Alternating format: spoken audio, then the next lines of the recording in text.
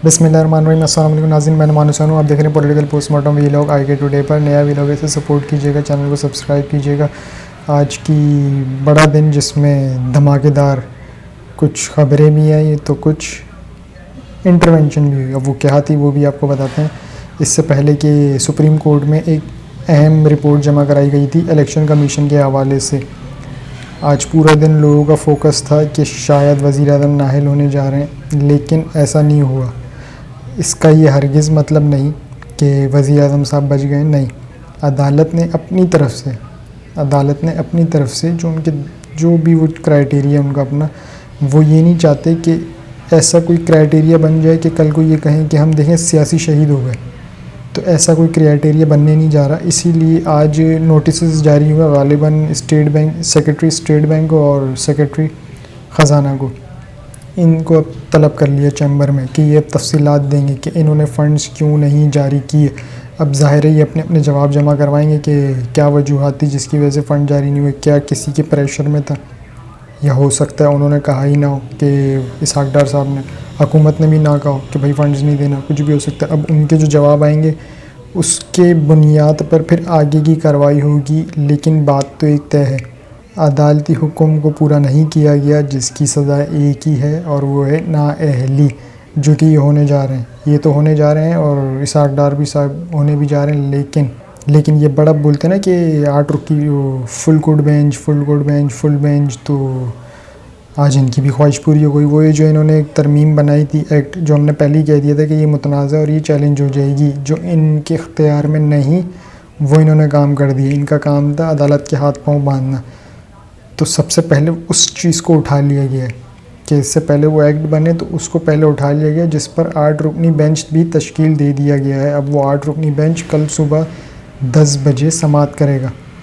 उस बेंच के समाअत करने से पहले पीडीएम के इत्तेहादी रहनुमा, इनका कल यानी कि आज समाअत होगी, आज सुबह 11 बजे। लेकिन उस समाअत से पहले पीडीएम रहनुमा का था आज के दिन वफाकी काबीना का इजलास, लेकिन उस काबीना को मुलतवी कर दिया। तमाम इत्तेहादी जमातें बैठेंगी उससे पहले 10 बजे।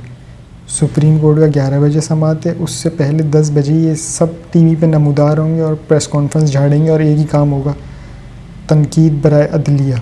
क्यों? क्योंकि दबाव में लाना, कोशिश पूरी करेंगे दबाव में लाने की। लेकिन हम काफ़ी बार कह चुके हैं कि आप कुछ भी कर लें, आप रोएं, पीटें, चीखें, प्रेस कॉन्फ्रेंस करें या ऑडियो वीडियो, आपका तो काम ही है। और आपके सहूलतकार तो आपको प्रोवाइड कर देते हैं, आप कुछ भी कर लें।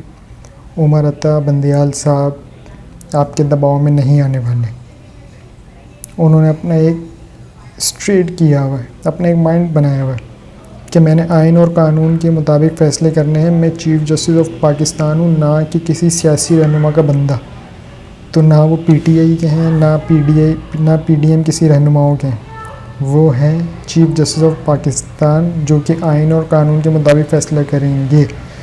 तो होना आराम है, आपने जो बिल बनाया ये फ़ारिग तो होने जा रहा है। इसके ऊपर 8 रुकनी जो बेंच है, अब उस बेंच में कौन कौन है ज़रा ये देख लें। अब बेंच भी मुतनाज़ा नहीं है। एक होता है ना कि हमारे तुम्हारे, वो जो बीच में ट्रेंड चला हुआ था, ये तो हमारे हैं, ये तुम्हारे हैं, तो अब वो नहीं रहा। क्योंकि अब जो बेंच बना है इसमें एक तरफ हो गया, एक उधर से, फिर एक इधर से, फिर एक उधर से, फिर एक इधर से। तो इस तरह से ये बेंच तश्कील दिया गया। कौन कौन शामिल हैं जजेस, उनके नाम हम आपको बता देते हैं। एक तो उमर अता बंदियाल साहब है, चीफ़ जस्टिस ऑफ पाकिस्तान, जो कि उन्होंने तश्कील दिया। इसके अलावा justice इजालुल Hasan, justice Munib Akhtar, justice Syed Mazhar Ali Akbar Naqvi, justice Mohammad Ali Mazhar, justice Ayesha Malik, justice Syed Hasan Azhar Rizvi, justice Shahid Waheed. ये 8 रुकनी बेंच है जो कि कल समाअत करने जा रहा है। और लग रहा है ऐसा है कि कांपे टांग रही हैं, तो कांपे टांगनी भी चाहिए। जब ऐसे भोंडे काम करेंगे तो कांपे क्यों नहीं टांगी। और रहा सवाल, आज एक और एंट्री हुई जिसके बारे में हमने शुरू में कहा था कि बाद में बात करेंगे। एक ऐसी एंट्री हुई है कि इमरान खान साहब, शुरू कहाँ से हुआ? शुरू होता है ये फ़ॉरेन फंडिंग से, वहाँ हाथ नहीं आए। फिर आ जाते हैं तोशा खाना पे, वहाँ इन पर हाथ में नहीं आए। फिर ये आ जाते हैं पे एफ़आईआरों पे कि एफ़आईआर ने ये कर दिया, वो कर दिया, यूँ कर दिया, इधर कर दिया, उधर कर दिया, ये चोर वो चोर। وہاں ہاتھ میں نہیں آئے. گھوم پھر کے اب کدھر آئے؟ نکاح پہ، کہ نکاح جو ہے وہ بشرا بیگم صاحبہ جو ہے وہ عدت میں تھیں اور انہوں نے نکاح کر لیا جو کہ غیر شرعی ہے. تو یہاں سے نہیں پکڑا گیا تو یہاں آ گئے، تو یہاں سے کیا خاک پکڑا جائے گا جب یہاں سے نہیں پکڑا گیا تھا. اور یہ مفتی صاحب کے اپنے ہی بیان میں نا خود پھنس گئے. ان کا اپنا خود کا بیان کیا تھا، پہلے ذرا یہ سن لیں. مائی فرما دیں، فقہا نے مسائل میں لکھا ہے، یہ آپ شامی کے نکاح باب دیکھ لیں، بہت تفصیل سے اس میں رہنمائی کی ہے. فقہا نے لکھا ہے کہ بہت سے اقوال ایسے ہیں جن میں عورت کا قول معتبر ہے. بس عورت کا کہہ دینا کہ میری عدت گزر گئی، ختم ہو گئی بات، چاہے وہ 3 مہینے سے پہلے کہہ دے. سیدنا عمر رضی اللہ عنہ کے زمانے میں ہوا تھا ایسا واقعہ، تو امیر المومنین رضی اللہ عنہ نے فرمایا تھا کہ عورت کا کہہ دینا کافی ہے. عورت نے کہا میری عدت گزر گئی، کہ ایام عام طور پہ 1 مہینے کے بعد وہ سائیکل ہے نا پورا، لیکن اس سے کہا جلدی پورا ہو گیا، ختم ہو گئی بات. الرحمن الرحیم. 1 جنوری 2018 کا قصہ ہے. جناب عمران خان صاحب نے اپنے نکاح کے لیے یہاں سے لاہور کا سفر کیا اور میں بھی ان کے ہمراہ ہی تھا.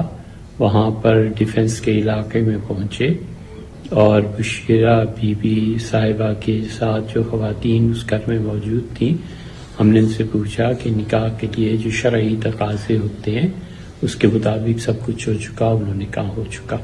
تو میں نے ان کا نکاح بشرا بی بی سے پڑھا دیا. اس کے بعد میں اپنے گھر واپس آ گیا اور میں محمد سعید خان، محمد حنیف خان صاحب کا بیٹا ہی بول رہا ہوں. اور پھر دیگر ذرائع سے بھی اور میڈیا سے بھی معلوم ہوا کہ جو مجھ سے تو کہا یہ گیا تھا مفتی سعید صاحب کا بیفور اینڈ آفٹر. پہلے کیا کہا تھا، اس کے بعد کیا کیا. اچھا جو یہ آفٹر والا ہے نا، یہ بڑا کمال کا ہے. یہ کمال کا یوں ہے کہ لگ بھگ کوئی سردیوں کے دنوں میں، غالباً جنوری میں یا دسمبر میں، مفتی صاحب نے انٹرویو دیا تھا جاوید چودھری صاحب کو ایکسپریس نیوز پہ. سردیوں میں سیم وہی کٹ، یا آپ دیکھ بھی سکتے ہیں فوٹیج، سیم وہی لباس، اسی کے اندر ہی غالباً ایسا پکچرائز ایسا. اور وہ بھی وہ جو ٹاپک تھا جو جاوید چودھری صاحب کو انٹرویو دیا تھا، وہ بھی یہی تھا، نکاح، کہ نکاح شرعی غیر شرعی.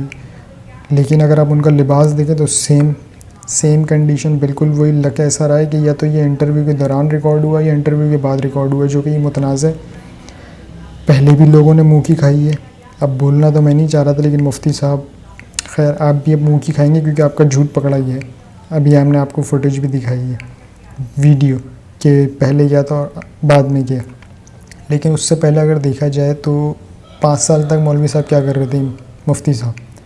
ان کو 5 سال کے بعد خیال آیا کہ وہ شرعی ہے غیر شرعی ہے. اس کا مطلب کسی نے ڈوریں ہلائی ہیں نا، کسی نے ڈوریں ہلائی ہیں، تبھی تو ان کے بیس پہ آئے یہ. اور جہاں تک اب تک جو اطلاع ملی ہے وہ یہ ہے کہ مفتی صاحب کو ٹھیک ٹھاک اس کے لیے کیش ملا ہے. اور شاید اس کو ملائی کے طور پہ نا، کہ ایک ہوتا ہے نا اوپر سے ملائی کریم بھی تو ڈال کے دے، تو اس کے لیے ان کو کینیڈا کی شاید شہرت ویرت بھی مل رہی ہے. اب دیکھتے ہیں ایسا ہے یا نہیں ہے، لیکن ایک خبر ایسی آئی ہے. اس کے علاوہ ایک اوریہ مقبول جان صاحب ہیں، وہ کیا کہتے ہیں ان کے بارے میں. اوریہ مقبول صاحب نے نجی ٹی وی کو انٹرویو دیتے ہوئے کہا کہ مفتی سعید نے کئی دفعہ عمران خان کو اپنی ہمشیرہ کا رشتہ پیش کیا. اوریہ مقبول یعنی کہ وہ یہ کہنا چاہ رہے ہیں کہ مفتی صاحب نے کئی بار ایسا کہا عمران خان صاحب کو کہ آپ میری بہن سے شادی کر لیں، تو عمران خان صاحب نے منع کر دیا. ایک تو یہ بیس ہے کہ کہیں نہ کہیں تو عمران خان صاحب کو پکڑنا. اوپر سے اگر 5 سال پہلے آپ کو یاد نہیں آیا، پہلے آپ ستو پی کے سوئے ہوئے تھے جب آپ جاگ گئے، یہ عمران خان صاحب کسی کیس میں پکڑا ہی نہیں آ رہا نا، تو انہوں نے بولا چلو یہی کر لو. اور عمران خان صاحب یہ بات پہلے کہہ چکے ہیں، اگر آپ یاد کریں کوئی 6 مہینے پہلے چلے جائیں یا 1 سال پہلے، جب انہوں نے جلسے میں بھی کہا تھا کہ میری کردار کشی کی جائے گی، کون کریں گے یہ بھی پتہ ہے. تو یہ انہی کی طرف سے آیا. ایسا لگتا نہیں ہے کہ وہ نیوٹرل ہیں. اب تک جو سچویشن ہے، بالکل باجوہ صاحب نے کہا کہ ہم نیوٹرل ہیں، لیکن جو یہ سچویشن ہے لگ رہا ہے کہ وہ پیڑھی اسی کو لے کے فالو کر رہی ہے، اسی پہ فالو کر رہی ہے کہ بھائی کیوں. لندن پلان کا ایک حصہ جو دکھ رہی ہے اس کے اوپر ہم بات کریں. اس کے علاوہ ایک ہیں سردار احمد بھٹو صاحب، یہ ہیں بشرا بی بی کے بھائی. انہوں نے مفتی صاحب کو کیا کہا، اب ذرا یہ دیکھیں کہ انہوں نے یہ کہا ہے کہ یہ جو نکاح جب ہوا تو یہ میرے گھر پہ ہی ہوا ہے، ٹی وی لانچ میں ہم بیٹھے ہوئے تھے، اور یہ گھر ہمارا DHA میں نہیں ہے. انہوں نے اس بات کی تردید کی ہے کہ یہ مفتی صاحب نے عدالت میں یہ بیان دیا کہ یہ DHA میں ہوا ہے، جبکہ یہ DHA میں نہیں ہوا، یہ میرے گھر پہ ہوا ہے. اور یعنی کہ اس کا مطلب یہ ہے کہ مفتی صاحب اپنے ہی بیان میں پھنس گئے اور پھنسنے جا رہے ہیں. اگر تو یہ انہوں نے خود بھی کہا سردار احمد بھٹو صاحب نے کہ ان کے خلاف تو میں بھی کارروائی کروں گا، اگر انہوں نے یہ جھوٹ بولا تو یہ تو ویسے ہی پھنس گئے. عقل کے لیے بھی نہ نقل چاہیے ہوتی، لیکن نہیں، بس وہ ہوتا ہے نا جلد بازی میں کہ نہیں یار فٹافٹ کرو، جو کرنا کرو کرتے کرتے کرتے کرتے کرتے کرتے لائن لگ گئی. اب نااہلیوں کی لائن لگی ہوئی ہے تو اس میں مفتی صاحب نے بھی انٹری لے لی. وہ مفتی صاحب تسی عمران خان صاحب صحیح کہتے تھے، کوئی رہ تو نہیں گیا. اب آپ کو سمجھ میں آ رہی ہے کہ کوئی رہ تو نہیں گیا، وہ اس لیے کہتے تھے، آپ نے خود دیکھ لیا ہوگا. سپریم کورٹ کے چیمبر میں کیا گفتگو رہی الیکشن کمیشن کی رپورٹ کے حوالے سے، وہ تھوڑا سا آپ کے ساتھ شیئر کرتے ہیں. پنجاب میں انتخابات کے لیے فنڈ کی عدم فراہمی پر سپریم کورٹ نے سیکرٹری خزانہ، attorney general, secretary election commission اور گورنر اسٹیٹ بینک کو نوٹس جاری کرتے ہوئے 14 اپریل کو طلب کر لیا.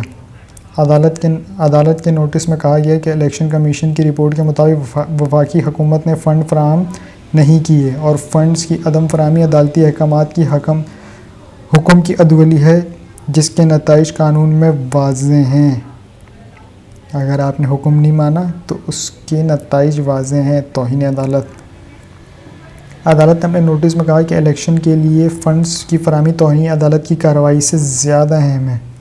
سپریم کورٹ نے گورنر اسٹیٹ بینک کو دستیاب وسائل سے متعلق تمام تفصیلات بھی ہمراہ لانے کا کہا ہے کہ تمام اپنے دستاویزات ساتھ لے کر آئیے گا، جبکہ سیکرٹری خزانہ کو بھی تمام ریکارڈ ساتھ لانے کی ہدایت کرتے ہوئے کہا کہ بتایا جائے کہ سپریم کورٹ کے احکامات پر عمل کیوں نہیں کیا گیا. عدالت نے سیکرٹری الیکشن کمیشن کو بھی پنجاب اور خیبر پختونخوا انتخابات کے حوالے سے تمام ریکارڈ بھی فراہم کرنے کا حکم دیا.